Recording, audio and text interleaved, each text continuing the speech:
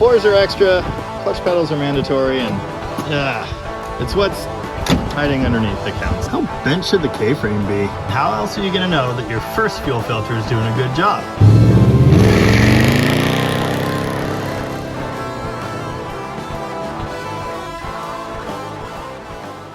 Today on Dead Dodge Garage, this?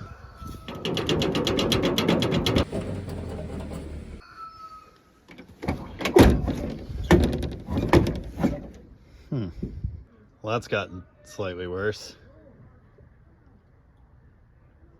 Here's the technique for this. There we go. Wait a second. One of these things is not like the others. So I guess this is the good side. So can we actually drive it, or do we have to air the air shocks up first? Missing some things. I could, well, a door check and an armrest. More missing things. Huh. Is that a lifter or an exhaust leak? Lifter. They're still coming up. I see.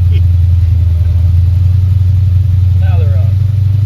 And then the tick goes away? No, the tick goes away at like 20. Do any of the gauges work? That one or that one? There's a Ranger doing a burnout. No, that's a Ranger doing a clutch slip. No.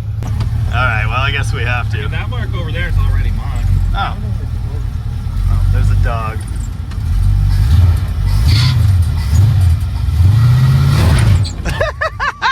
Wait. What an embarrassment! Man. What did you do? I'm almost out of clutch. 1964 Plymouth Fury. The official car of rotting in my yard for the last year. Man, it's like you got no accelerator pump. Carburetor.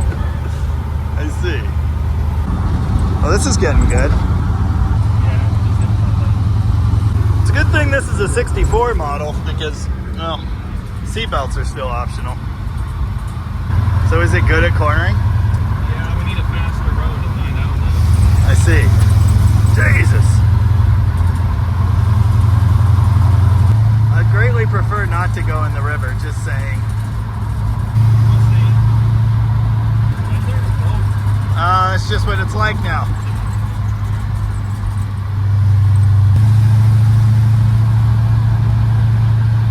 Was that a corner? Is that a joke? Maybe. Yes, it goes around corners quite well. Ooh, look, free tires. Tighter than a gallon. Good.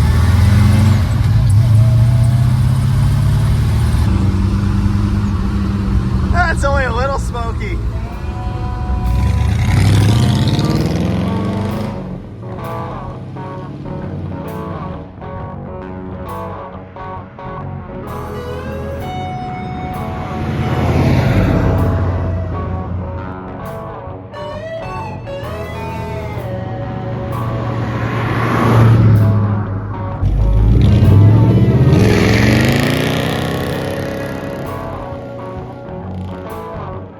Alright, that's pretty good for a tired 318.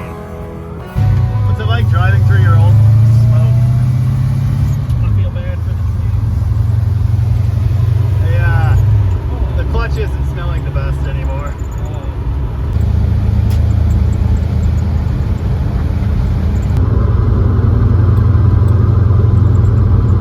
Overdrive. That's an iron one, right? Wow. Did you know the road is pretty close, actually? Doesn't the throttle pedal constantly roll over in this car? Yeah, like that. It's a little annoying.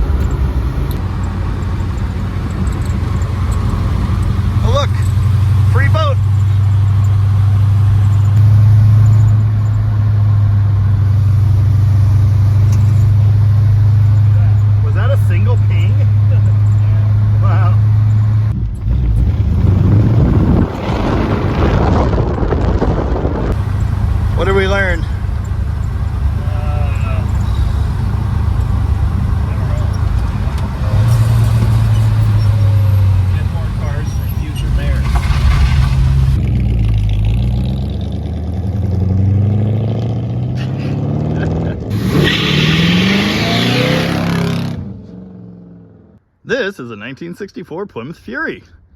And as you can see, it's, well, kind of furious, I guess. The stance is a little excessive. It's supposed to have trim all down the side. Just one of many curious cosmetic issues. I'll trade you right now. Oh. That's fine, I like the Duster more, it looks better.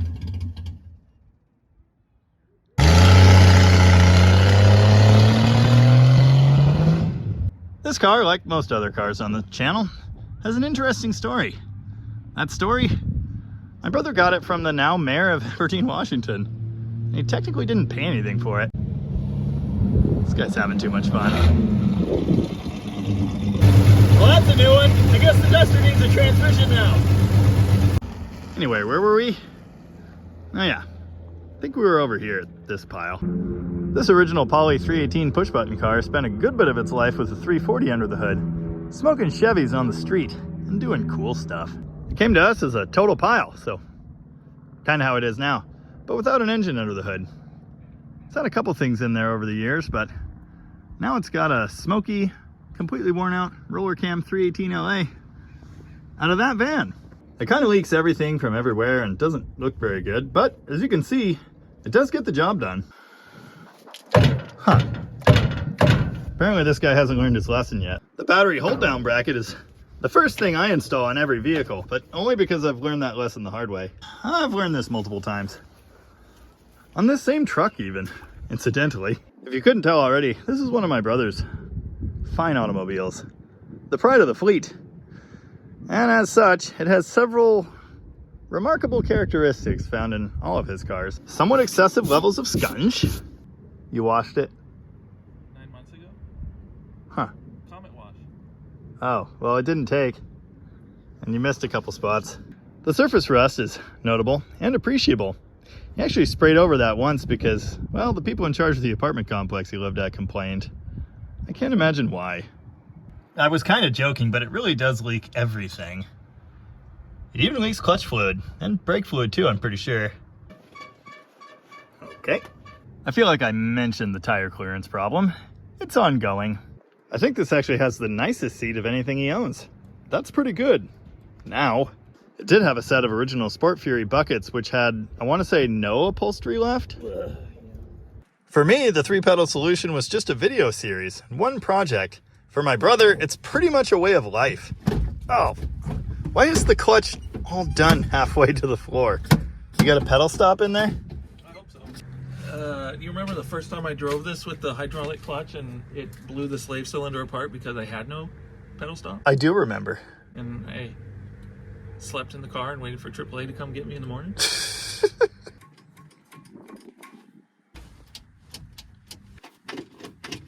Just a small list of the things on the car that don't work. Okay, the blower motor does work, but this definitely doesn't. Anyway, did I mention the missing shifter hump? Another common characteristic of my brother's cars. Hey, this one actually has a hump, but it's poorly made and duct taped to the floor. 3 pedals, garbage seat. Yeah, it seems right. We'll talk about this one later. Oh, I see you got out the trunk key. Yep. Wait a second, what's this doing in here? I don't know, I forgot it was there. Oh, the trim is here. It's just, you know, not installed. I'm kind of blown away here. It actually has a trunk floor. What a profound disappointment. Oh, bed switch. There you go. Wow. I don't open the trunk enough. I like the amplifier for the rear speaker. Impala. That's not looking very good. It's fine. Oh, okay. This isn't the best, but I've seen worse. Never know when you have to tear up your license plate. Hey, did you know the tabs are expired? See if I can go the whole year. That's the trick. That's how you get them. This is a common feature of a Colin car too.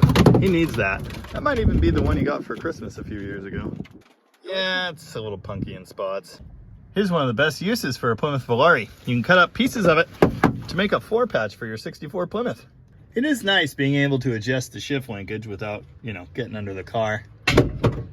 And yes, the transmission leaks too. At least some of these gauges actually do something. This doesn't. I don't think you should do that. Scrap it. Yeah. Oh, how could I forget about this? The cowl's already rotted out and been replaced once, and that was like 30 years ago. But there's kind of a piece of wood under there. You don't see my finger? Not yet. Oh! It's a feature. Fresh air ventilation. This trunk lid was blue, which was fun because the trunk lid on my 66 Charger was blue too.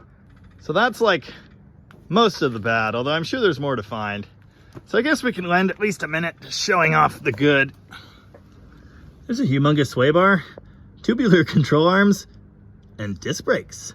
It also has torsion bars the size of baseball bats to the tune of 1.12 inch diameter. Wow.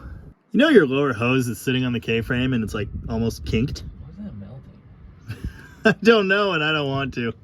How bent should the K-frame be? There's a big humongous, well, not really, Hellwig sway bar on the rear axle, which is an 8 3/4, of course. Kind of looks like it's been sitting in a swamp. Also note the obligatory air shocks because otherwise the tires are just in the quarter panels. Huh. That drunk man ran it over. Oh yeah. Well, he's dead now, so. Yeah, it's called an exhaust mount bracket. I'll never forget when he first got this car running and a humongous confetti storm of rust and I want to say rat house came flying out of the exhaust. I can't believe you ruined my Duster transmission. This man drove all the way to Phoenix for that grill and he can't even keep it clean. I've only just been reminded this car actually had a 6-pack on it initially when he put it together. It never really worked very well. You remember what's funny about that? What? The 340 that was in it was out of a T8 Challenger that was in the junkyard. Admire the professional engine ignition upgrades. Especially the attention paid to sanitary wiring. Don't worry about any of this. That's, you know, that's normal. I mean, how else are you going to know that your first fuel filter is doing a good job without having a second? Well, I have to say, it does have wiper, and I think it even works sorta. Admire the bubble back window of the 64 Plymouth B-body hardtop. I've gone on record as saying I actually prefer the 63 with the more square roof. Maybe that's just me. I don't think there's anything we need to worry about in this region. It's just a fuel line. Anyway, in conclusion, I don't know. Floors are extra, clutch pedals are mandatory, and it's what's hiding underneath that counts. And you can never have too many Plymouths. Or can you? Yeah, actually I think you can. Anyway, thanks for watching. And remember something.